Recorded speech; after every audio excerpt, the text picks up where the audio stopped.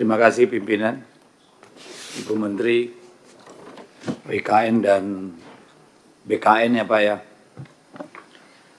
Yang pertama, ini ya Pak ya.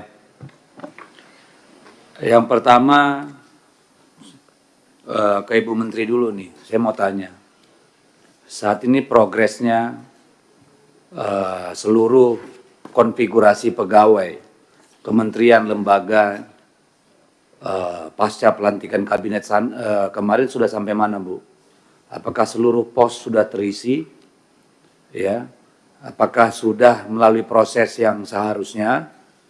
Sudah sampai di mana? Kita pengen tahu. Karena yang kalau tidak salah kita dengar kan harus Desember ya. Waktu yang diberikan oleh Presiden. Apakah sampai bulan April sudah selesai apa belum? Ya. Lalu yang kedua, saya ingin bertanya Bu Menteri soal komite ASN. Kenapa sih dulu dibubarkan? Kenapa dibubarkan? Lalu siapa yang mengawasi sekarang? Karena ASN ini Bu, ini kompleks. Kita mengamati kemarin dalam pilkada bagaimana banyak sekali ASN terlibat dalam pilkada. Ini bagaimana? Apakah ada rencana menghidupkan kembali ke ASN? Polisi ada Kompolnas, Kejaksaan juga punya. Kok ASN yang merupakan motor birokrasi, yang pegang anggaran dan jejaring, itu nggak ada yang ngawasin. Ini tanggung jawab konstitusional kita seperti apa? Ya, itu yang pertama. Yang kedua Ibu, ini saya ingin bertanya tentang pemindahan ke ibu kota negara, ASN ini. Ya, ini kalau ikut diagram Ibu kan ini tahapan-tahapan. Tapi kan tidak diberitahu kita. Apakah kita pada stages yang benar saat ini? Biasnya seberapa jauh? Ya, tahap 1, 2, 3, 4, sampai 5 ini. Existing di mana kita?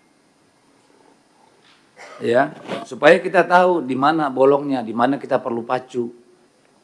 Ya toh? Jadi kita tidak hanya nerima penjelasan, tapi kita nggak bisa visualisasi nih, kayak apa ini ke depannya. Karena menurut saya ini bukan hal yang mudah. Nanti dengan OIKN juga, kita membangun kota itu membangun satu ekosistem dulu. Ya, jangan terlalu bernafsu, ntar kesusu bahaya. Ya, ya tidak semua susu bagus, ada juga susu yang berbahaya. Ini penting saya sampaikan supaya kita jangan seolah-olah everything is okay gitu loh. Kita pengen yang pahit-pahitnya supaya kita bisa perbaiki, dapat manisnya di belakang. Daripada kita dikasih manis-manisnya di belakang kita ribut. Kan gitu nih Bu. Ya. Kalau tadi kan kita lihat pemindahan misalnya ini sekali nanti OIKN. Ini sekolahnya udah cukup belum? Ya, udah cukup apa belum nih untuk ASN-nya? Kalau dilakukan pemindahan sekarang baru OIKN, pegawai OIKN yang di sana ya, Bapak ya. Kalau yang ASN lain dari kementerian itu kapan mulai pindah ke OIKN? Enggak, saya tanya Bapak dulu. Rencananya kapan? Pemindahan ASN bekerja di sana kapan? Mulai? Untuk pegawai otorita Pak. OIKN kan sudah? Sudah Pak. Ya, yang di luar itu kapan? Ya kan tergantung kesiapan Bapak, infrastrukturnya gimana? Kapan rencananya? Secara hunian kami sudah menyiapkan. Sudah siap, jadi tinggal nunggu dari ASN, Betul, Pak. dari keputusan pimpinan untuk memindahkan siapa saja kemana kan gitu. Betul, Pak. Nah berarti Ibu juga udah siap-siap semua itu ya untuk ke sana. Iya, jangan sampai orang pindah anaknya nggak sekolah lalu biaya tambahan Bu.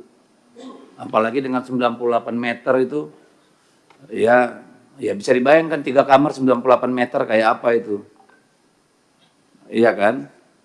Ini nanti problem lagi nih, tapi sudahlah. Saya cuma ingin mau mengatakan, ini supaya benar-benar disiapin dengan baik lah. Ya. Karena apa?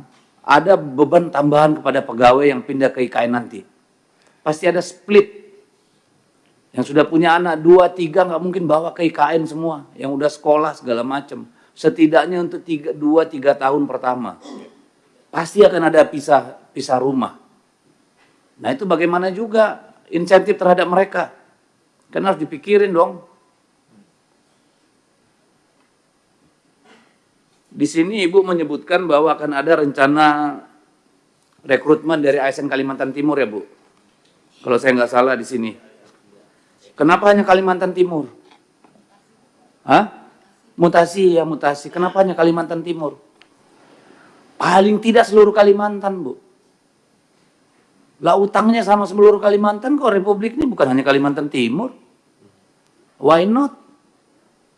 ASN yang cakap dari Kalimantan yang lain, utara, selatan, barat, tengah, juga bisa dapat kesempatan naik kelas langsung IKN. Di IKN sana. Jangan hanya Kalimantan Timur dong.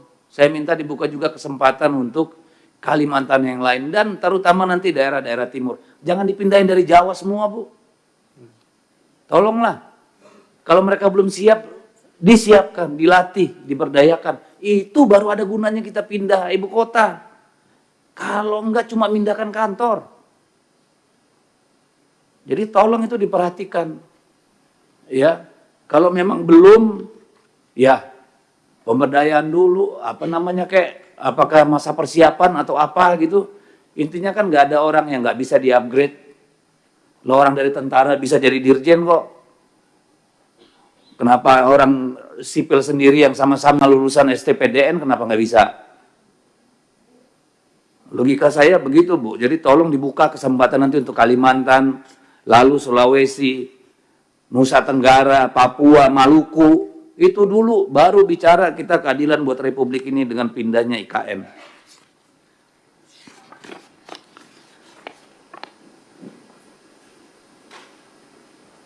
Kemudian di presentasi Ibu ada bicara tentang digitalisasi desa. Saya mau tanya Bu, dengan pemangkasan anggaran internet di desa-desa itu seperti apa Bu? Apa masih jalan? Gimana kita bicara digitalisasi desa kalau kantor desanya nggak ada internet Bu?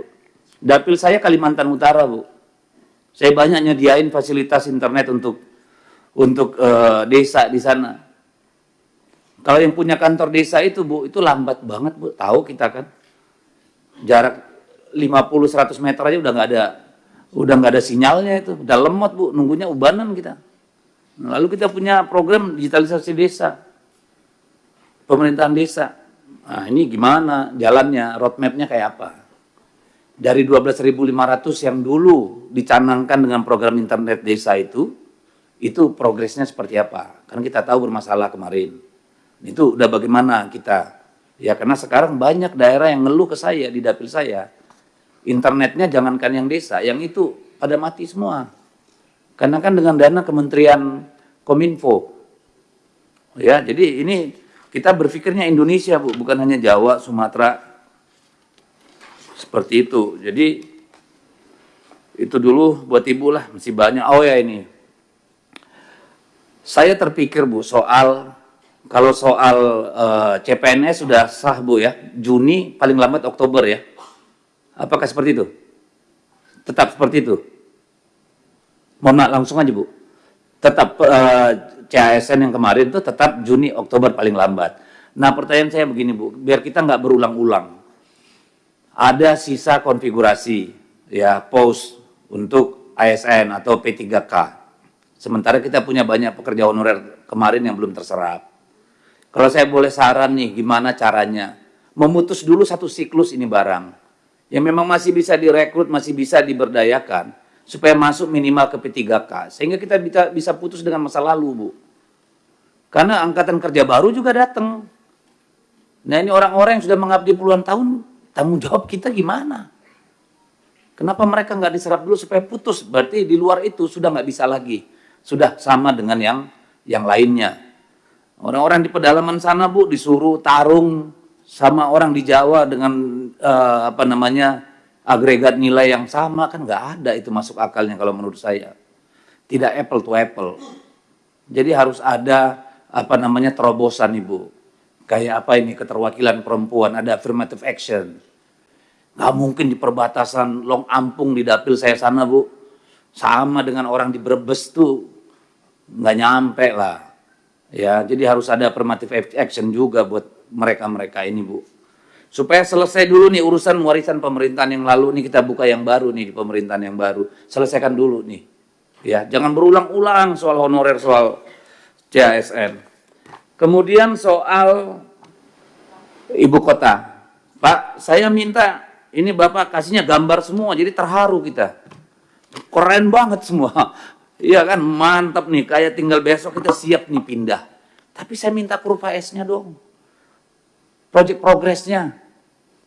Ya, ini kan kita pengen tahu nih existing project ini yang outstanding mana, artinya yang masih carry over dari tahun yang lalu belum selesai. Apakah sudah selesai nih semua? Sampai di mana nih tahapan? Yang semua sudah selesai, 100%. Tidak ada carry over dari yang kemarin. Lah, ya makanya kan saya pengen tahu itu, Pak. Dari yang kemarin nih, ya, sebelum 2025 ini, mana yang sudah cut loose, artinya sudah pindah tangan boleh. 100% sudah clear. Mana yang masih on progress, mana yang baru. Nah, itu kita dikasih tahu detailnya, Pak. Jadi kita punya bayangan gitu loh. Sehingga kan kita nanti pembicaraannya, oke, untuk yang lama ini udah 100%, maintenance-nya bagaimana? Kan gitu nih, mana yang sudah siap ditinggalin supaya match nih kebutuhan pegawai dengan real facility yang tersedia. Itu maksudnya gitu loh, Pak, ya. Jadi yang sudah finish 100%, progress, carry over yang mungkin tahun ini selesai semua, mana yang project new development gitu loh. Jadi itu kita kelihatan semua, ya. Nah, di sini sudah disebutkan ini infrastruktur dasar dan pendukung. Pertanyaan saya, Pak, yang rumah sakit yang Bapak sebut ini sudah ready to operate. Ready to operate atau sudah operate? Sudah operate. Jadi dokter sudah ada di sana. Sejumlah yang dibutuhkan dokter umum, spesialis dan sebagainya. Atau fisiknya aja yang sudah. Ya, dokternya sudah sesuai persyaratan belum kalau dia rumah sakit kayak begitu? Berapa umum, berapa spesialis? Tolong kita dikasih datanya, Pak. Karena ini menyangkut keselamatan orang di sana. Kan gitu nih. Jangan kalau cuma dokter umum aja di sana, Pak. Ya, itu belum ready namanya, Pak. Termasuk peralatannya yang disebutkan di sini. Kalau gedungnya kan sudah enak dipandang ini. Tapi kan saya kemudian kontraskan dengan jarak. Rumah sakit umum daerah nih. Sepaku 18,3 km. Ada yang stroke mati, Pak. Kalau yang 3 rumah sakit Bapak bilang tadi belum ready to operate. Iya kan? Ini rumah sakit Haji Batara 62 km, Pak. Ada yang serangan jantung. Lewat, Pak. Jadi itu perlunya, Pak. Puskesmasnya aja sejauh-jauh ini gitu. Ini terkait hidup manusia, Pak. Mungkin pegawai Bapak, mungkin Bapak juga nanti. Kan gitu nih. Jadi kita perlu tahu supaya kita bisa meyakinkan pada publik bahwa orang yang tinggal di sana aman, Pak. Yang gak usah takut tiba-tiba dadanya panas tengah malam. Ya kan, keluarganya di Jakarta stres, Pak. Ini menyangkut hidup orang. Ya. Lalu kemudian saya pengen tahu suplai listriknya, Pak. Kan kita ingin green. Nah, listrik ini sampai sekarang disuplai dari mana? Dan kapan nanti dia mulai green? Dan dari mana itu sumbernya? Apakah pakai solar panel? Apakah pakai hydropower? Pakai gas atau apa dan di mana? Supaya dari awal kita bisa satu kata dengan perbuatan, Pak. Kita bilang ini green, oke, let's go green. Jangan ini masih pakai batu bara nanti. Kalaupun pakai batu bara di awal, sampai kapan? Kan gitu nih kita pengen tahu. Ya, jadi ini penting buat kita ketahui. Lalu terakhir untuk OIKN. Kita kan mendengar banyak sekali keluhan, Pak, dari vendor, supplier, ya tidak langsung ke Bapak pastinya, pasti pada main kontraktor, yang kebanyakan BUMN. Ini banyak yang tewas, Pak. Saya ingin coba Pak dipanggil mereka, ditanyain, mereka masih punya tanggung jawab kepada vendor ya mana saja, seberapa besar, karena ya kan jangan sampai pembangunan ini cacat juga Pak, dalam artian terbangun indah tapi banyak korbannya Pak, perusahaan-perusahaan kecil Pak, pemasok batu, penggerak tenaga kerja, ya nanti mungkin orang ME-nya nggak dibayar lah gitu-gitu kan. Jangan sampai ada yang begitu Pak, supaya bersih dari awal nih barang maksudnya. Ya, karena pasti mereka nggak nyampe ke Bapak, mereka ngeluhnya kan ke main kontraktor. Ya, karena banyak sekali yang sudah ngeluh kepada kami soal ini. Nah itu saya kira untuk OIKN, untuk Bagi-bagi waktunya Bang, iya, sama yang lain. mungkin sebagian nanti nggak ditanyakan lagi yang sudah. Iya. Karena 3 soalnya. Terakhir ya pimpinannya. Ini soal ini apa istilahnya ini? Komite apa sih? Bukan komite, apa namanya? Apa namanya Bapak tadi? BKN. Pak, ini ada istilah apa ini? Tindak lanjut. Provinsi mengkoordinasikan kabupaten wilayah timur, kabupaten wilayahnya, kota untuk percepatan pengusulan NIP dan segala macam. Pak jemput bola Pak. Nanti banyak juga yang di provinsi nggak mau, atau kabupaten kotanya ngopling Pak. Jangan ditunggu lah Pak, kasihan nanti ini molor, CASN-nya sudah mundur dari pekerjaannya, tapi karena kabupaten kota dan provinsinya tidak bekerja, sementara Bapak nunggu bola, yang korban mereka Pak. Ya, tolong ini diperhatikan dengan baik. Ya, saya kira itu aja pimpinan. Terima kasih.